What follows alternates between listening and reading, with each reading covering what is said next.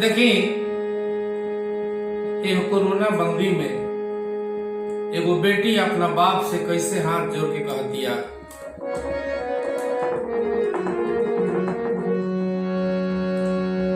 कि असु शादी के दिन बंद कर दो, आगे साल हुई। कैसे कह दिया?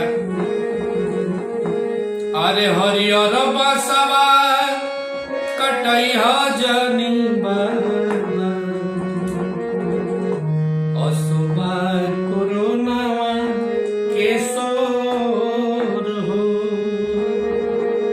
हरियर बसवा कटई जनी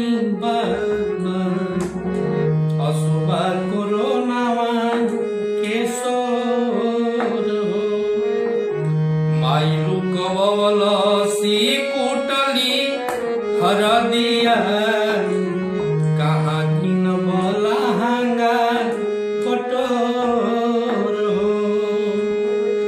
माई रुकवल सी कुटली हरदिया कहाँ किन लहंगा कटोर फेरी दो तू घर हलवाई के बहाना फेरी दो तू घर हलवाई के बहाना बोझवा उठौले रहीना बेगाना कहाँ से किनब विदाई के चदरिया। पूरा बाजार बंद बा, बेटी रो रो के का कहतिया कहवा से किनब विदाई के चदरिया रुकिल नयनवा के लो हरियर बसवा कटाव जनी बाबा असुबा कोरोनावा के सोर हो। और अंत में क्या कहतिया?